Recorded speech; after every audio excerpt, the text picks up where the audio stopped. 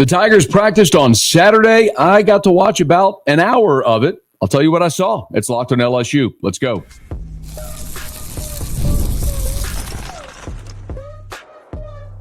You are Locked on LSU, your daily podcast on the LSU Tigers.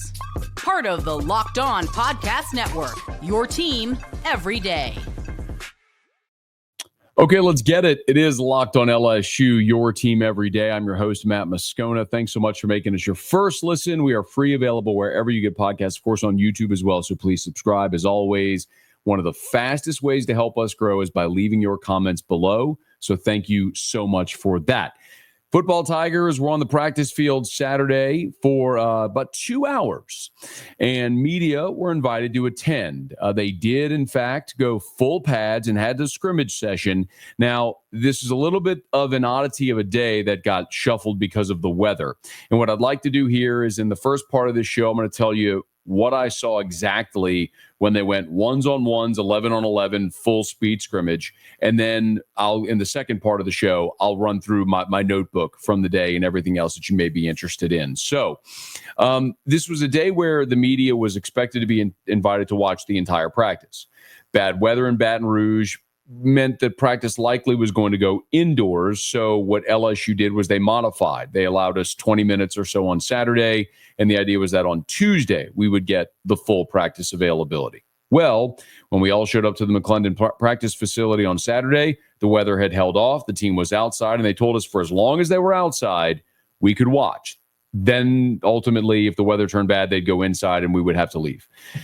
Well, the weather held for a solid hour. So we got to watch a good hour of practice, including some 11 on 11 periods, quarterback receiver one-on-one or cornerback receiver one-on-one drills, and a good look as well at some of the freshmen and transfers. For me anyway, my first time here in spring. So let me run through that 11 on 11 period first. Let me start with the thing that's probably the most interesting to you.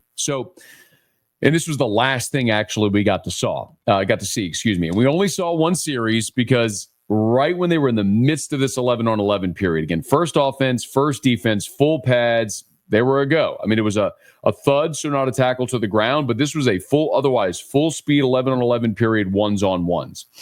And we got to see him run 4 plays. 4 plays, lightning struck. They went inside and finished practice for about another hour or so there. But this is what you may find interesting.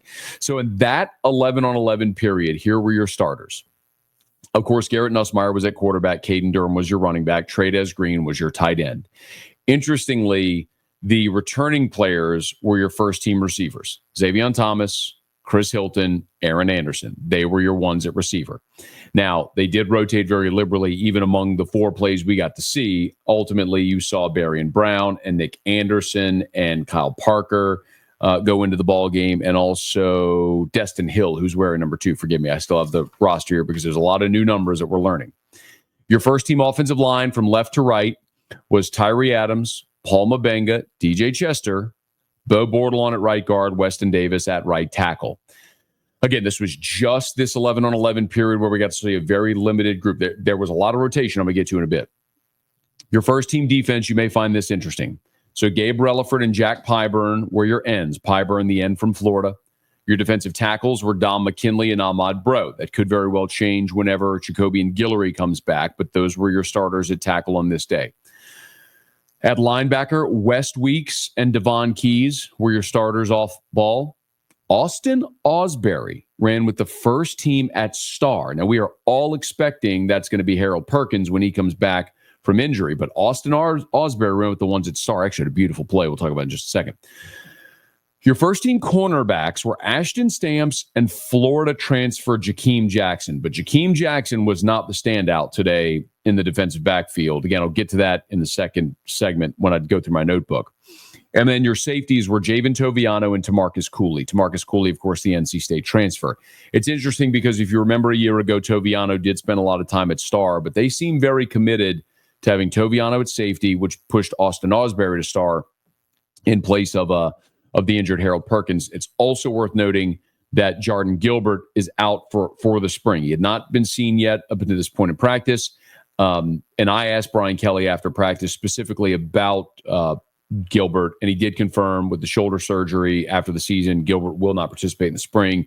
They'll have him ready to go in the summer. So that is a great opportunity for some young guys like Toviano and Cooley to get more reps there. At Deshaun Spears as well, to get more reps at safety. So that was your first team offense, first team defense. Here were the 4 plays we saw. And I think you're going to enjoy when I go through this. Again, I wish the weather had held and we got to see all of this, because this is super insightful sometimes when you can actually see them go ones on ones, 11 on 11, full contact, thud, so not tackled to the ground, but they're out there running plays. So the first play, they run a stretch play to Caden Durham around left end, and he turned the corner for a big gain. It was a 15, 20-yard run. Trades Green was tight end on the left side. He set the edge along with Tyree Adams. Caden Durham bounced it outside, turned the corner, was up the field. It was a beautifully executed play by the offense. The second play, if you're an LSU fan, you will love to hear this. They ran a read option play for Garrett Nussmeier to the right side. He tucked it and ran for about 20 yards. He made a perfect read. There was nobody home, and he scampered up the right sideline for about 15 or 20 yards on the second play. So if you're wondering, at that point, Joe Sloan even kind of looked back at the media, because we're on the new training complex kind of overlooks the practice field. And the media this year, we're not allowed on the field. We're up on the balcony of this training complex. So we're sort of elevated, but we were right there just looking down on this as it's happening. And Joe Sloan kind of looked back and cracked a joke, said, even y'all are impressed by that. The fact that Nussmeier ran the ball. On third down, or the third play, this was a great moment for Austin Osbury. They did a handoff to Caden Durham to the right side, and Osbury, playing the star, filled the gap, stuffed the run at the line of scrimmage. A really, really well executed play by the defense there to get that stop. And then the fourth play, Aaron Anderson, who was lined up on the left side, ran a 10-yard out route. So up and out toward the sideline. He was lined up on the left side of the formation and running toward the sideline. It was 10-yard out toward the sideline. And Tamarcus Cooley, who was playing safety, ranged over, undercut the route, and knocked it away for a beautiful pass breakup. So those are the 4 plays we saw, but it still illustrated some of the variety and certainly some of the new players that you're going to see, making a sort of an impact here early anyway. So I want to empty my notebook for you as well. And I'll get to that in a second. And maybe the most notable thing that we got to see were the DB and receiver tight end one-on-one drills. And there were some pretty significant takeaways that I'll get to from that here in just a quick second. It is also worth noting that when we looked at the offensive line, it was a pretty heavy rotation. Like when we went out there, the first thing we got to see, the offense was running a 2-minute drill against air. And so it was a 2-minute offense going right down the field. We got to see the 1s, the 2s, and the 3s. Well, the first team offense, which I kind of just mentioned, that line was the same. Adams, Mabenga, Chester, Bordelon, Davis, Trades Green as your tight end, Nussmeier, Caden Durham. Your receivers, however, were Xavion Thomas, Chris Hilton, and Aaron Anderson. So those were your 1s. That's no change from what we saw in the 11-on-11. Your 2s, the offensive line left to right, Carius Kern, Solomon Thomas, the true freshman, Braylon Moore at center. Cohen Eccles was your starting right guard. And then it was 73. Ethan Callaway was your right tackle. Bauer Sharp was your second tight end. Michael Van Buren and Caleb Jackson running back running back, I should say. And then your receivers were Destin Hill, Berrien Brown, and Kyle Parker, who's still in a red no-contact jersey. But we saw Nick Anderson, the big transfer from Oklahoma, who's got kinesio tape on his right leg. He's still rehabbing an injury. He's he's not wearing red. He's wearing a white jersey, so he's a full go, but he's limited. We did see Anderson get in there for some of the 11-on-11 and scout team type drills that we saw where he was running with the 1s as well. So something worth keeping an eye on there. I'll get to my notebook and tell you everything else I saw that was notable from Saturday's practice as we continue. Stay there. It's Locked on LSU, your team every day. We are all about the stats because numbers don't lie. And when it comes to the all-new Nissan Armada Pro 4X, the numbers are on an MVP level. With the ability to tow up to 8,500 pounds, it can quite literally carry the whole team, plus the gear. wherever you need to go. It's powered by a twin turbo V6 engine, delivering the same strength and performance to handle highways, back roads, and everything in between. And with room for up to 8 people, the Armada Pro 4X is built for big crews, big adventures, and even bigger memories. Whether you're exploring off-road trails or rolling up to the arena, the Armada Pro 4X brings power, versatility, and style wherever you go. Take your adventures to new heights in the all-new Nissan Armada Pro 4X. Learn more at nissanusa.com. You ever check your bank account and wonder, where did all my money go? Between dining out, online shopping, and entertainment, it is easy to lose track. That's where Monarch Money comes in, your personal CFO, giving you full visibility and control over your finances. Monarch Money isn't just a budgeting app. It's a complete financial command center. You can track all your accounts, investments, and spending in one place. So you stop just managing your money and start building wealth. Managing money with your partner is smoother than ever with Monarch Money. You can track shared and personal accounts, set goals, and stay on the same page without the stress. So take control of your finances with Monarch Money. Use code LOCKEDONMLB at monarchmoney.com for 50% off your first year. That's monarchmoney.com, code LOCKEDONMLB for half off your first year. Okay, I want to empty my notebook from the rest of Saturday's practice, and I want to start with what I felt was maybe the most impactful part of the practice. So LSU, forever, like most teams do, run a drill where you go defensive backs against pass catchers. So we're talking cornerbacks and safeties against wide receivers and tight ends. And it's a one-on-one drill. So you got a quarterback in the middle of the field, a receiver or pass catcher and a DB to either the left or the right. The quarterback and the pass catcher know the route. The DB is playing man coverage on an island, and there's no pass rush or anything. So this is an offense. This is a drill weighted toward the offense. Now, if you're an everydayer, and thank you for that, and this is going back to the fall when we give you these fall camp updates from fall practice, the wide receivers in this drill at LSU for the last handful of years, this has been total domination from the receivers. And it's been an indication, especially 2 years ago when you had Malik Neighbors and Brian Thomas and Jaden Daniels against that secondary, how much of a problem they were going to have in the secondary. So it's a drill weighted toward the offense, but there were times last year, I went and checked my notes in fall camp, where if I charted 20 reps, the offense might have won 18 of the 20. I mean, it was so one-sided because LSU's pass catchers and receivers have just been that far ahead. I charted 22 reps of this drill. They ran more than this, but again, you're doing the best you can while you're watching it, trying to chart as much as you can. I charted 22 reps of this drill. And of those 22 reps, only 5 passes were completed.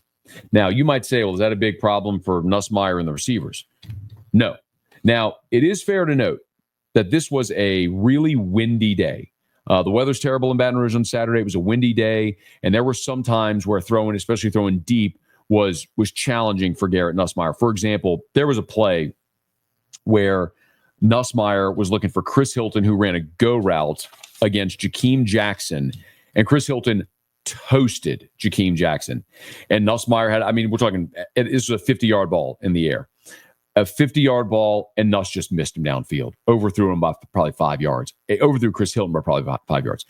Because the wind was so severe, it's one where Nuss probably thought he had to put more on it. He just didn't complete it. So anyway, the point is, the receiver won that rep, but it was still an incomplete pass. And it started sort of inauspicious. The first rep we saw, Xavion Thomas ran a slant against Ashton Stamps, caught it, Stamps fell down, and Thomas took it to the house. But we saw some really nice plays. Deshaun Spears had a nice pass breakup deep against Trey'Dez Green. Javen Toviano had a win against Aaron Anderson.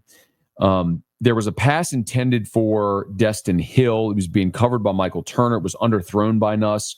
Then we got to go see the twos, and then this is where we saw Michael Van Buren come in. And Van Buren threw a beautiful ball to Javen Nicholas, who dusted to Marcus Cooley in a one-on-one. Cooley had a nice day, but that was not a nice moment because Javen Nicholas really handled him there. The biggest storyline of this drill, aside from me just saying big picture, the defense won the day over the offense. 2 newcomers in the defensive backfield. DJ Pickett, Mansour Delane. I understand all the hype around Pickett. 5-star, number 1 corner coming in, all that stuff. We've all said it. He's a legit 6'4". There are times when, and you know this, like you don't have to, like just by the fact that you're watching or listening right now, you know what I'm about to say is true. Like you don't have to be an expert, but you can watch a sport. You can go to a sporting event, see something, go, well, that just looks different, right? You just watched it enough to know if something looks different. DJ Pickett and Mansour Delane are just different than everybody else LSU has at cornerback. I've always said one of the reasons I love going to fall camp and like that first day of fall camp when the freshmen are out there is because there's always freshmen that pop physically where you go out there the first day and you go, who is that? Because all these guys you hear about through the recruiting process, then you see them. Well, DJ Pickett looks the part, every bit the part. Pickett in this drill had 3 reps. He won them all. His 3 reps that he won were against Berrien Brown, Chris Hilton, and fellow freshman Teron Francis. But Berrien Brown, I don't know if you saw the story this week where Brown was the fastest guy in college football. Chris Hilton, obviously another deep threat, fastest guy on the team. Teron Francis is a freshman coming in, but DJ Pickett won all 3 of his reps against those 3 players. Yo. And then Mansour Delane had 2 really impressive wins, one against Berrien Brown, and the other that he had was also against Teron Francis, which was maybe the play of the day, where he just completely enveloped Teron Francis and knocked the ball out of bounds. Those 2 guys, man, it will be a giant surprise to me. And I understand I'm not trying to overreact to a one-on-one drill on a Saturday in spring ball. But there are times you can look at something and realize that's different. And I'm just telling you, those 2 guys are different than everybody else they have in the secondary. If they don't end up starting against Clemson or starting at a point in the season, it's because something happened. There's a tremendous need at another position. Like if they're really bad at safety and so Mansour Delane has to go play safety or something like that. That would seem to be the thing. But those 2 guys are just different. They're just among your cornerbacks. I'm going to be very excited to watch them throughout the rest of this spring. And certainly as we get closer to fall camp, because those are 2 dudes that are going to make immediate impacts for this team in that secondary. A couple of other things of note as I sort of empty the notebook. We did see during team period, they ran 2 tight end sets with Tradez Green and Bauer Sharp. So there was a time where Sharp was attached on the left side and Tradez was flexed out to the right side. I think that's something you're going to see very commonly. The first play when they ran out there and they were running a scout team, they had Xavier Thomas lined up in the backfield with Caden Durham, and they motioned Thomas out of the backfield from a set running back spot, motioned him out and got him the ball in space. I think creativity in this offense and finding ways to get all these guys experience and touches is going to be a real challenge, but something that they're going to have to do. And then, of course, there's the guys that are absent. I already mentioned Jordan Gilbert being absent. We know Jacobian Guillory, Whit Weeks, Harold Perkins, unavailable. Offensive linemen Tyler Miller and Brett Bordelon, as well as Ori Williams, all not participating today as well. So there was a point where they were running, I mentioned that the drill against Air, right when they started, it was the 2-minute drill against Air. When the third offense went out there, they didn't have enough offensive linemen. They only had 3 offensive linemen. So your left tackle, your third string left tackle was Kyrie Lee. They didn't have a left guard. They ran Braden Augustus at center, Christian Stamps at right guard, and then they didn't have a right tackle. Your third tight end was Donovan Green. Of course, Juwan Johnson played quarterback along with Harlem Berry in the backfield there. And your receivers with the 3s were Kylan Billiot, Javen Nicholas, and freshman Teron Francis. So this is a loaded team. you can tell very clearly guys like Jack Pyburn and Bauer Sharp. Some of these transfers are physically fit the bill. Patrick Payton is long and rangy. He's going to be a lot of fun to watch coming off the edge. The freshman defensive lineman, another past the eye test type moment. Zion Williams and Dylan Battle are massive interior defensive linemen. They have Zion Williams listed at 6'4", 355. Dylan Battle is at 6'2", 315. These are true freshmen early enrollees. We also got to see Sadir Mitchell, 6'6". They have him listed at 355, and that might be generous. He might be heavier than that. They have size, girth, and depth on that defensive line. And you're going to get Jacoby and Guillory back, and we're going to watch Ahmad Bro and Dom McKinley continue to progress this year, which should be a lot of fun. So the position group that Bo Davis had started to birth and mold, he's now handing off to Kyle Williams. But boy, there's a lot of talent in that room, which I'm not sure we could say the same here in recent years. So onward, Tigers, put the button here on a Saturday practice, the 5th practice of spring. They'll be back at it this week. And again, media is expected to have full access to practice on Tuesday. So we'll have that report for you. All right, that'll do it for us here. Hey, do me a favor, please. If you're listening on podcast, please subscribe on your favorite podcast app. Rate us, leave a review. If you're on YouTube, smash that like button, subscribe to the channel, hit the bell so you're notified whenever we post a new video. And let a friend know if they love the Tigers. We got you here every single day for Locked on LSU, your team every day.